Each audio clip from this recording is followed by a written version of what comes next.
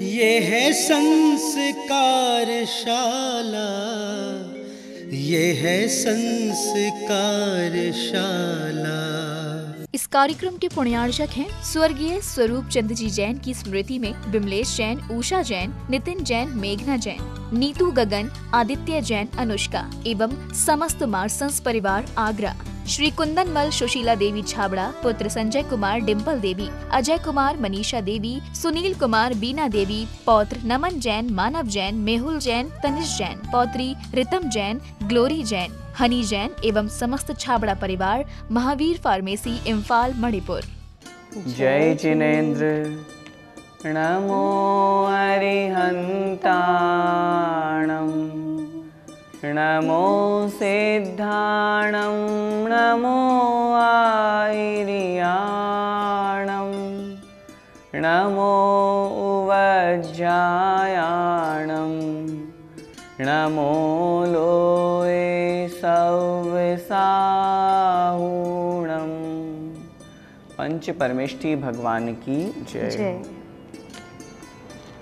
संस्कारशाला में हम अभी जैन धर्म की जो बेसिक बातें हैं उनको समझ रहे हैं। नमोकार मंत्र से हमने प्रारंभ किया था। हम संसार में पाप और कषायों के कारण से दुखी होते हैं, उनसे हम कैसे छूटें, किस प्रकार से हम कर्मों का बंद करते हैं, हमें याद नहीं हो पाता, इसका मतलब ज्ञानावर्णी कर्म का क्षयोक्षम हमारा मंद है। अपनी स्मरण शक्ति बढ़ाने के लिए हमें ज्ञान को प्रकाशित करना चाहिए। संसार में हमें भटकाने वाला विशेष रूप से मोहनीय कर्म है, उस मिथ्यात्व के कारण से हम संसार में परिभ्रमण करते हैं। इन सब बातों के बारे में हमने अब तक चर्चा कर ली।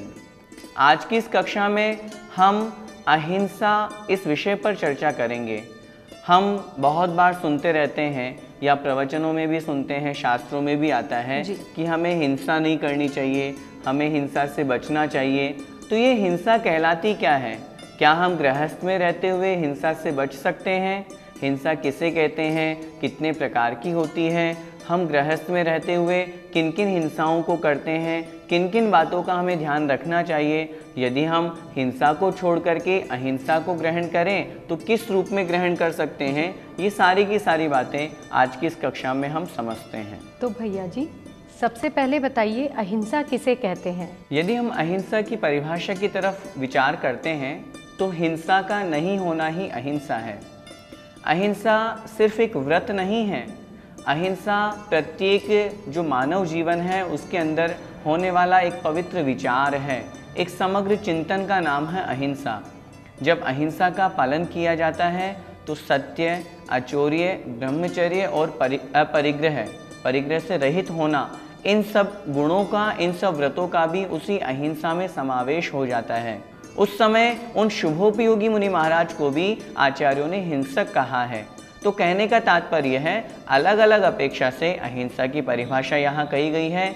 हम समझें जहाँ पर मन वचन काया से किसी भी जीव की हिंसा नहीं होती हो, किसी भी को कोई कष्ट नहीं पहुँचाया जाता हो, उसे ही हमें अहिंसा समझना चाहिए। अहिंसा को तो आपने समझा दिया, तो फिर हिंसा किसे कहते हैं और ये कितने प्रकार की होती है? हिंसा की परिभाषा आचार्यों ने शास्त्रों में कही है, जहाँ प्रमाद योग से अर्थात कषाय के कारण से किसी के भी प्राणों का घात किया जाता है, वह कहलाती है हिंसा। हिंसा का तात्पर्य है, यदि हमारे जो परिणाम है, जो आत्मा का स्वभाव है, उस आत्मा के स्वभाव से हम अलग होते हैं, उसी का नाम है हिंसा। वह हिंसा दो प्रकार की होती है, द्रव्य हिंसा और भाव हिंसा। परिणामों से यदि हमने किसी को मारने के भाव किए, किसी को सताने के भाव किए, किसी को कष्ट देने के भी हमारे मन में परिणाम हुए, तो यह होती है भाव हिंसा। और सामने वाले व्यक्ति को, जीव को यदि हमने मार दिया, उसके प्राणों का घात कर दिया, वह कहलाती है द्रव्य हिंसा। तो इस प्रकार हिंसा जहाँ पर किसी को भी कष्ट पहुँचाने का यदि मन में भाव भी है, ऐसा नहीं समझना चाहिए कि जब किसी को मारते हैं तभी हिंसा होती है। यदि हम किसी के प्रति बुरा विचार करते हैं, हमारे निमित्त से सामने वाले को कष्ट हो रहा है, तो वह भी हमें हिंसा की कोटि में ही समझना चाहिए। क्या इसके अलावा भी हिंसा के कोई भेद कहे गए हैं? द्रव्य हिंसा और भाव हिंसा के अलावा हिंसा के 4 भेद और कहे गए हैं, जिनके अंतर्गत संकल्पी हिंसा, आरंभी हिंसा, विरोधी हिंसा और उद्योगी हिंसा, उद्योगी हिंसा को हम उद्यमी हिंसा भी कहते हैं। इस प्रकार 4 भेद हिंसा के और किए गए हैं। ये बात हमें अच्छी तरह से समझनी है। अहिंसा को हमें ग्रहण करना है तो हिंसा को जानना अनिवार्य है, क्योंकि जब तक हम गुण और दोषों को जानेंगे नहीं तब तक गुणों को ग्रहण कैसे करेंगे और दोषों को छोड़ेंगे कैसे। इसलिए अहिंसा के विषय में हमें हिंसा के बारे में अच्छी तरह से समझना है ताकि हम उस हिंसा से बच सकें। इन 4 प्रकार की हिंसा में से संकल्प हिंसा किसे कहते हैं? सबसे पहले हिंसा है संकल्पी हिंसा। संकल्पी का मतलब संकल्प करके, निश्चय करके, मन बना करके जो हिंसा की जाती है वह संकल्पी हिंसा कहलाती है। जैसे जो व्यक्ति शिकार खेलते हैं अथवा किसी देवी देवता के आगे किसी पशु की बलि चढ़ाते हैं अथवा किसी भी व्यक्ति को, जीव को मारने का संकल्प कर लेते हैं कि मैं तुझे मारूंगा, मैं तुझे हानि पहुंचाऊंगा, इस तरह का मन में जो संकल्प कर लिया जाता है वह कहलाती है संकल्पी हिंसा। इसके अलावा यदि कोई यह जानता है कि मैं इस वस्तु का प्रयोग कर रहा हूँ, इस वस्तु में जीवों की हिंसा हुई है, जानते हुए भी कि इस वस्तु में जीव हिंसा है और इसको प्रयोग करने से मेरा कुछ अन्य विशेष भला होने वाला नहीं है, फिर भी वो उस वस्तु का प्रयोग करता है, तो उसको भी संकल्पी हिंसा के अंतर्गत लिया जाता है। जो फैशन आदि के लिए, अपने आप को सुंदर दिखाने के लिए जो प्रसाधन सामग्रियां हैं, उनमें जो जीवों की हिंसा होती है उनका यदि हम प्रयोग करते हैं तो वह संकल्पी हिंसा के अंतर्गत आता है और हमें इस संकल्पी हिंसा से बचना चाहिए। दूसरी आरंभी हिंसा का क्या स्वरूप है, कृपया समझाइए। आरंभी हिंसा से मतलब है घर गृहस्थी के कार्य करते समय जो जीवों की हिंसा होती है वह कहलाती है आरंभी हिंसा। जैसे भोजन आदि बनाते समय हम अग्नि जला रहे हैं, जीव हिंसा हो रही है। भोजन बनाते समय हम सब्जी आदि बनाते हैं, उसमें जीव हिंसा होती है। चलना फिरना, उठना बैठना, हम स्नान कर रहे हैं, गृहस्थ में हैं तो स्नान करना आवश्यक है, अनिवार्य है। तो इन सब निमित्तों में जो जीवों की हिंसा होती है जिसे हम अपरिहार्य कहते हैं, अर्थात गृहस्थ में रहते हुए जिसका हम त्याग नहीं कर सकते। चलना फिरना जरूरी है, भोजन आदि बनाना जरूरी है, सोने में, उठने बैठने करने में, स्नान आदि करने में, कपड़े आदि धोने में, झाड़ू पोछा आदि लगाने में, इन सब गृहस्थी के कार्य करने में जो जीवों की हिंसा होती है वह आरंभी हिंसा कहलाती है। अब जो 2 शेष हिंसा बची है, उद्योगी और विरोधी, इनसे हमें क्या समझना चाहिए? तीसरी हिंसा का नाम है उद्योगी हिंसा। उद्योगी का तात्पर्य है उद्योग, व्यापार आदि करने में। अपने जीवन निर्वाह के लिए हमें कर्म करना पड़ता है और उसी निमित्त से कोई व्यापार करते हैं, खेती बाड़ी करते हैं, कोई नौकरी करते हैं।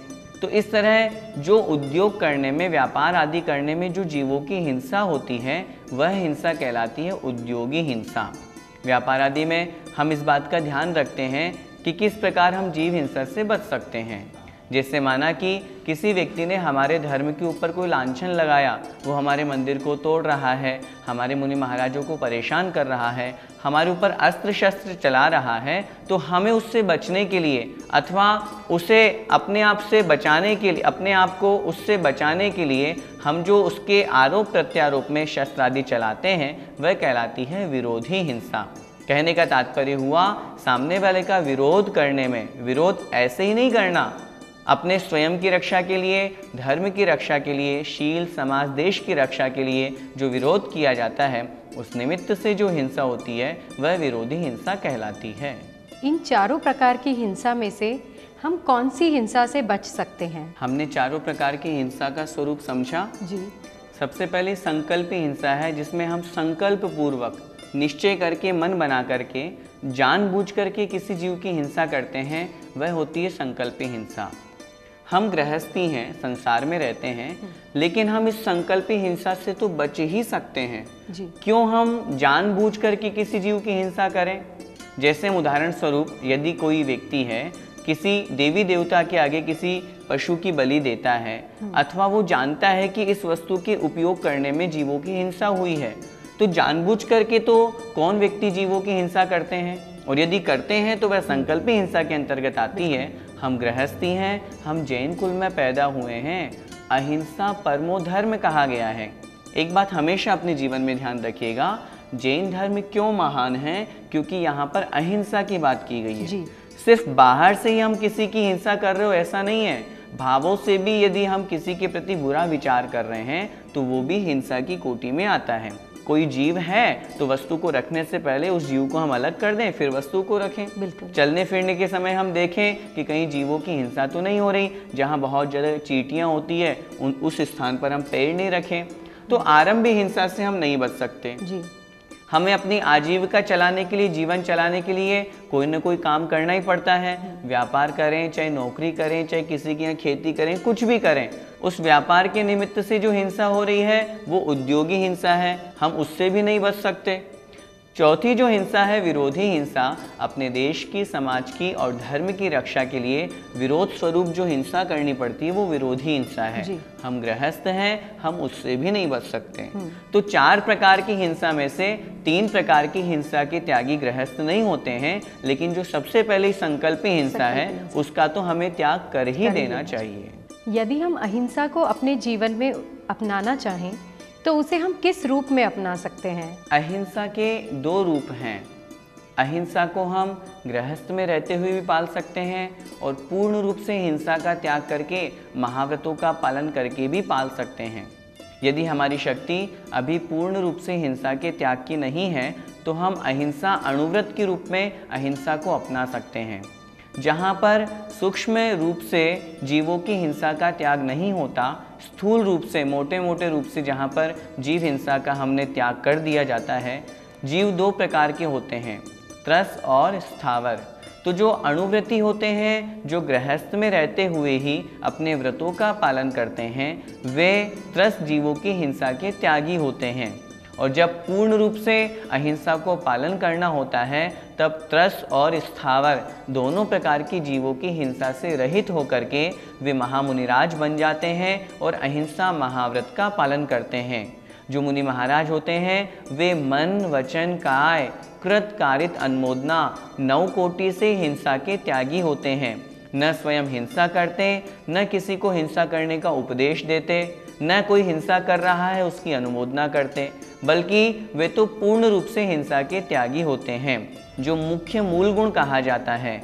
शेष जो 27 मूल गुण हैं वो इसी के ही रूप हैं। सबसे महत्वपूर्ण बात यही है, हमें हिंसा से बचना है और उस हिंसा से बचने के लिए हम सत्य बोलें, हम चोरी नहीं करें, हम गलत कार्य नहीं करें, हम किसी के साथ में गलत व्यवहार नहीं करें, हम अपने साथ में बहुत अधिक परिग्रह नहीं रखें, अर्थात परिग्रह का ही त्याग कर दें। कहने का तात्पर्य हुआ, अहिंसा यदि आ गई तो अन्य शेष गुण भी आ जाएंगे, और यदि अहिंसा नहीं है, अन्य शेष गुणों का पालन नहीं हो सकता है। गृहस्थ में रहते हुए भी हम अहिंसा का बहुत अच्छी तरह से पालन कर सकते हैं। ऐसा नहीं है कि अहिंसा का पालन सिर्फ मंदिर में ही होता हो। हम घर गृहस्थी में रहते हुए हम जो कार्य करते हैं उनमें यदि हम विवेक बुद्धि लगाएं तो हम घर पर भी अहिंसा का बहुत अच्छी तरह से पालन कर सकते हैं। तो हम गृहस्थ में रहते हुए हिंसा से किस प्रकार बच सकते हैं, कृपया बताइए। देखिए, जैसा कि अभी हमने आपको बताया, गृहस्थ में रहते हुए भी हम अहिंसा का पालन कर सकते हैं। हम उदाहरण से समझते हैं, हम व्यापार करते हैं जी। जो संस्कारशाला सुन रहे हैं उन सभी साधर्मी बंधुओं से भी हम निवेदन करेंगे, हम व्यापार करते हैं क्योंकि हमें अपनी आजीविका चलानी है। लेकिन व्यापार करते समय हम इस बात का ध्यान रखें कि कहीं हम ऐसा व्यापार तो नहीं कर रहे जिसमें बहुत अधिक जीवों की हिंसा हो रही हो। जी। जैसे बहुत से लोग जो नॉनवेज होते हैं उनका व्यापार करते हैं, जूते चप्पल चमड़े के भी प्रयोग करते हैं, वे वहाँ पर उनकी दुकान लगाते हैं, वो बेचते हैं।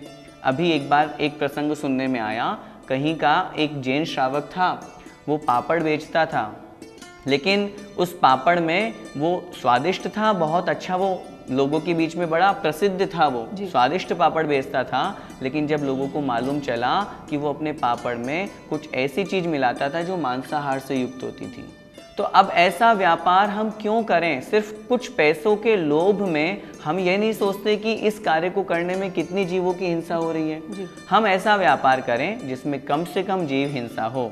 आप गरम गरम तवा उठा करके रख देते हैं जिस कारण से उसकी गर्माहट से कितने जीव मर जाते हैं।